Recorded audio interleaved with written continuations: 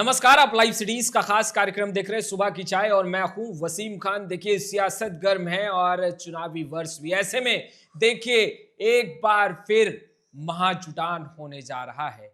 मुख्यमंत्री नीतीश कुमार के खिलाफ मोर्चा खोलेंगे। देखिए, बीपीएससी अभ्यर्थी अपने मांगों को लेकर एक बार फिर महाजुटान करने जा रहे हैं। विस्तार रूप से हम बातचीत करेंगे। वहीं खबरों के सिलसिले में हम आगे बात करेंगे।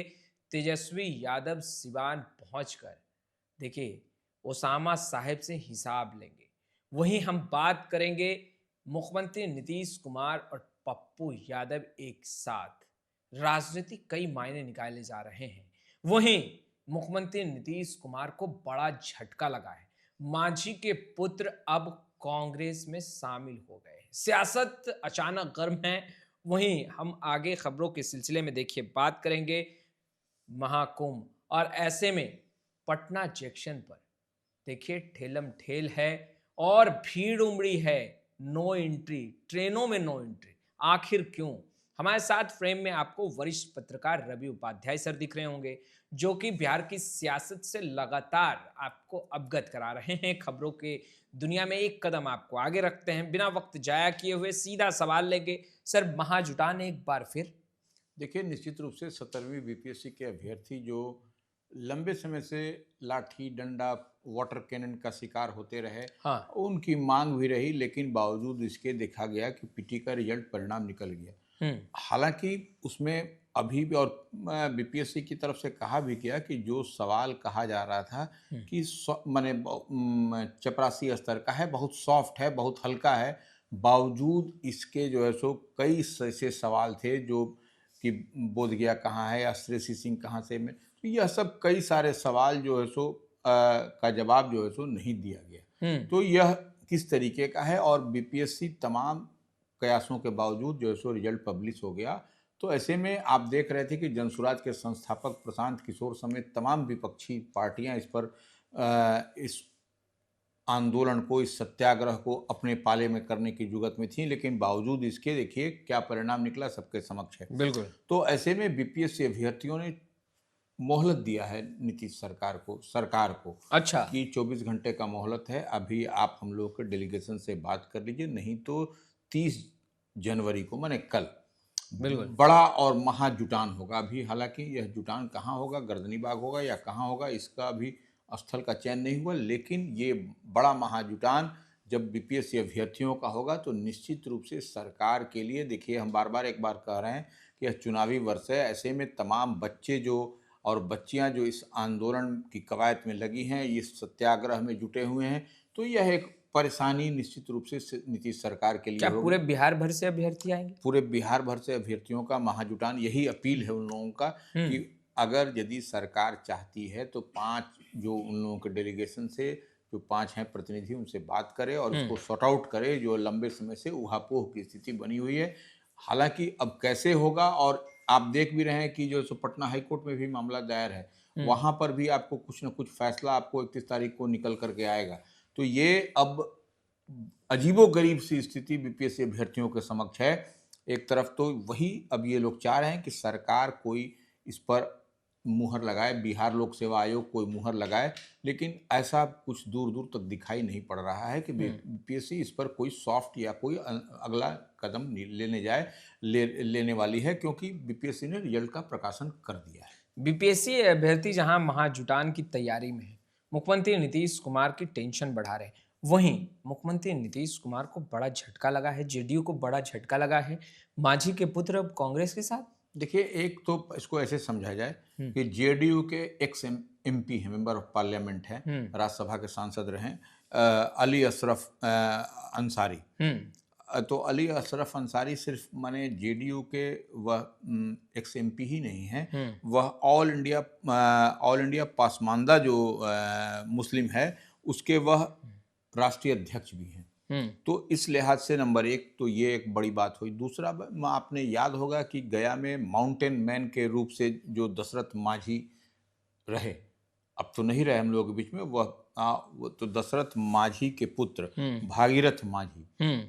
ये हो गए। उसके बाद से ये दो बड़े चेहरे थे जो कि जेडीयू में आपको कहा जाए तो ये छोड़ करके कांग्रेस का दामन थाम लिया। इतना ही नहीं, अब देखिए भारतीय जनता पार्टी के पूर्व राष्ट्रीय अध्यक्ष आपको निखत हैं, वो जो है सो आपको कांग्रेस में शामिल हो गए हैं। तो ये एक बड़ी बात है कि निखत अब्बास जो भाजपा के पूर्व राष्ट्रीय प्रवक्ता रहे, वह जो है सो कांग्रेस में दिल्ली में आपको शामिल हुए बीते दिन। कांग्रेस के प्रदेश अध्यक्ष और राज्यसभा सांसद अखिलेश प्रसाद सिंह की मौजूदगी में, और बड़े और कद्दावर नेता जो है सो दिल्ली के, उनके मौजूदगी में इन लोगों ने जो है शामिल हुआ है कांग्रेस में।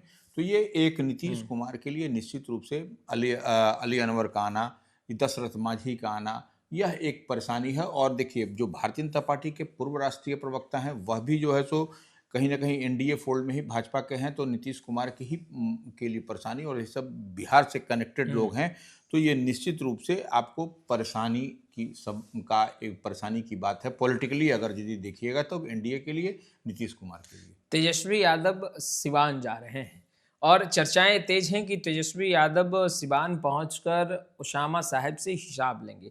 ये किस तरह का हिसाब होगा? देखिए तेजस्वी यादव लगातार जो है सो कार्यकर्ता संवाद करते हुए दिखाई पड़ रहे हैं, और कल यानी कि 30 जनवरी को वह जो है सो सिवान जाएंगे। तो निश्चित रूप से सिवान पर उनकी फोकस है, क्योंकि आपने देखा कि बीते विधानसभा का लोकसभा नहीं, जब विधानसभा के उपचुनाव हुए तो वहां पर किस तरीके से उसामा साहब की एंट्री होती है। हाँ। और उसामा साहब प्रचार प्रसार करते हुए भी दिखाई पड़े।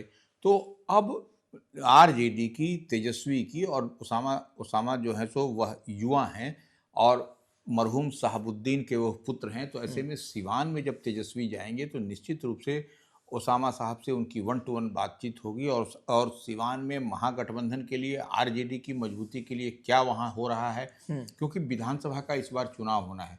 तो ऐसे में निश्चित रूप से उसामा साहब से जब बात होगी तेजस्वी यादव नेता प्रतिपक्ष की, लालू प्रसाद यादव के पुत्र की, तो वह हर बिंदु पर बिंदुवार सिलसिलेवार ढंग से बात करेंगे कि सिवान में जो इस बार आपने देखा भी कि लोकसभा चुनाव में वह किस तरीके से वह सीट जेडीयू के खाते में चली गई। हाँ। तो ये एक परेशानी का सबब है महागठबंधन के लिए, इंडिया ब्लॉक के लिए, तेजस्वी के लिए, कि इस बार सब जो सिवान लोकसभा क्षेत्र से जितनी भी सीट हैं वह महागठबंधन के पाले में आए। और इसी लिहाज से जो अपने यात्रा पर जाएंगे तेजस्वी यादव कल, तो वह उसामा साहब से और तमाम जो आरजेडी के या महागठबंधन के जो लोग हैं उनसे वह इस मुद्दे पर बात करेंगे कि कैसे यहाँ पर, और उसामा साहब से तो विशेष तौर पर बातचीत होगी कि आप यहाँ पर आरजेडी के लिए क्या यहाँ स्कोप है, क्या आरजेडी कौन कौन माने उम्मीदवार हैं। और वो तेजस्वी यादव बराबर कह रहे हैं कि देखिए इस बार हम किसी भी पैरवी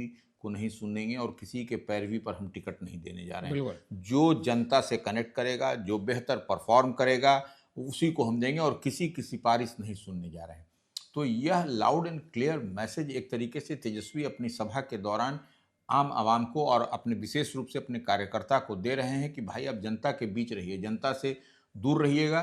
तो और आपका परफॉर्मेंस रिपोर्ट अगर यदि नहीं आएगा, और यह भी कह रहे हैं कि हम सर्वे करा रहे हैं, उस सर्वे में अगर हम देखेंगे कि आपका परफॉर्मेंस, आपका जनता से बीच में आपके कनेक्टिविटी कनेक्शन नहीं है, तो निश्चित रूप से आपको इस बार सीटिंग हो या कोई हो, उनको गेटिंग नहीं होगा। सीटिंग गेटिंग गो नहीं होगा। अच्छा, यह भी जान लीजिए, सीटिंग गेटिंग गो नहीं होने वाला नहीं होने वाला है। इसलिए वो हर परफॉर्मेंस को एकदम बारीकी से तेजस्वी इस बार देखेंगे, क्योंकि देखिए 2020 के विधानसभा चुनाव में यह कहने की बात नहीं है, तेजस्वी सरकार बनाते बनाते रह गए। थोड़ी सी चूक के कारण वह जो टारगेट था, वह जो अचीव करना चाह रहे थे, वह नहीं। तो इस बार ऐसी कोई भी झोल झाल इस तरीके का जो है वह तेजस्वी बर्दाश्त नहीं करेंगे, और आरजेडी बर्दाश्त नहीं करने जा रही है, एकदम स्पष्ट मान के चलिए। इसलिए सिवान पर पूरी तरह से, क्योंकि सिवान जो है सो मरहूम शहाबुद्दीन का गढ़ रहा है, राजद का गढ़ रहा है, इस लिहाज से वह चाहते हैं कि वहाँ पर इस बार 100% स्ट्राइक रेट हो सिवान लोकसभा क्षेत्र में। तेजस्वी, नीतीश कुमार और पप्पू यादव एक साथ, क्या राजनीतिक मायने इसके निकाले जाएं? क्या बड़ा खेल का यह संकेत? देखिए नीतीश कुमार और राजेश रंजन और पप्पू यादव, इसको ऐसे हम लोग समझें कि राजेश रंजन, पप्पू यादव पूर्णिया लोकसभा क्षेत्र से निर्दलीय सांसद हैं, नंबर 1। तो नीतीश कुमार बीते दिन वह पूर्णिया में गए थे, वह अपनी प्रगति यात्रा के क्रम में, तो वह समाहरणालय जो डीएम कलेक्ट्रेट होता है पूर्णिया का, उसमें रिव्यू मीटिंग कर रहे थे। और उनके साथ में पूर्णिया के प्रभारी मंत्री विजय चौधरी भी थे, जो पूर्णिया के प्रभारी हैं, नीतीश कैबिनेट के कद्दावर नेता भी माने जाते हैं और नीतीश कुमार के विश्वसनीय भी हैं। तो उन सब की मौजूदगी में पप्पू यादव ने कई सारे सवाल को वहाँ रखा और सबसे बड़ी बात रही कि भ्रष्टाचार को लेकर के वह कहे कि वह देखिए भ्रष्टाचार पूरे हर जगह, हर क्षेत्र में, हर कार्यालय में है। ऐसे में आम आवाम को बड़ी कठिनाई हो रही है, इस पर आप तत्काल स्टेप उठाइए। और तो और उसके अलावा पुल पुलिया का डिमांड, सड़क का, बिजली पानी, जो सब तमाम जो जन सरोकार से जुड़े हुए मुद्दे को उठाया। और दूसरी बात कि वहाँ पर पूर्णिया में पटना हाईकोर्ट का बेंच के लिए भी वह, क्योंकि उन्होंने कहा कि पप्पू यादव ने कि राज्यपाल से अनुमति मिल गई है, हाईकोर्ट से, पटना उच्च न्यायालय से भी मिल गई है, सिर्फ नीतीश कुमार को ओके करना है पूर्णिया में पटना हाईकोर्ट का बेंच की स्थापना के लिए। सर, महाकुंभ और जिसको लेकर के देखिए तमाम जो लोग हैं वह अब प्रयागराज की ओर बढ़ रहे हैं। पटना जंक्शन पर जिस तरीके से तस्वीर निकलकर सामने आ रही है, नो एंट्री, ट्रेन बंद, पूरी तरीके से ट्रेन के गेट बंद, माफी चाहूँगा, मगर एंट्री नहीं हो पा रही है ट्रेन के अंदर। जिसका रिजर्वेशन है वह भी खड़े रह जा रहे हैं। कहाँ व्यवस्थाओं में चूक रह रही? देखिए, निश्चित रूप से रेल प्रशासन को और पटना पुलिस प्रशासन को, पटना एडमिनिस्ट्रेशन को इस पर ज्वाइंटली एफर्ट करने की ज़रूरत है। क्योंकि देखिए, जो व्यक्ति आज से 1 महीना पहले, 10 दिन पहले, 20 दिन पहले अपना रिजर्वेशन आरक्षण कराया है, बिल्कुल, वह भी अपने बॉगी के अंदर, अपने डिब्बे के अंदर क्यों नहीं वह वातानुकूलित हो, एसी कंपार्टमेंट हो।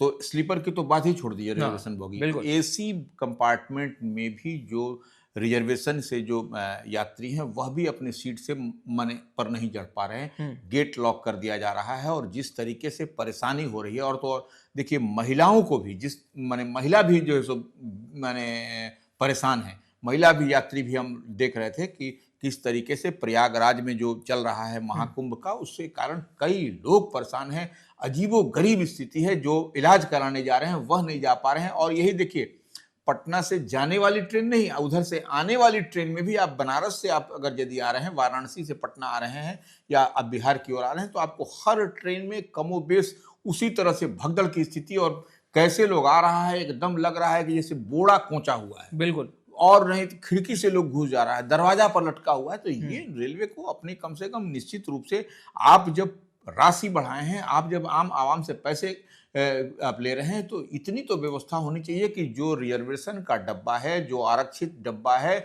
उसमें यात्री अपने बर्थ तक सुरक्षित पहुंच जाएं और बेहतर ढंग से यात्रा कर सकें।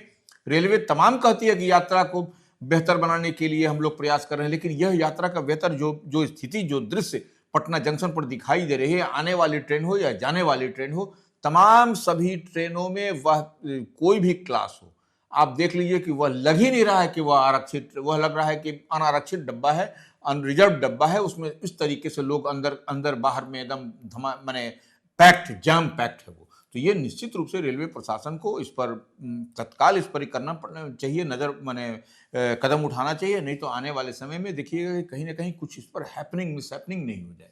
तो आपने सुना रवि सर को, देखिए तमाम बातें विस्तार से बता रहे थे। फिलहाल इस वीडियो में इतना ही। अब तक आपने हमारे चैनल को सब्सक्राइब नहीं किया है, तुरंत सब्सक्राइब कर ले। आपका बहुत बहुत शुक्रिया।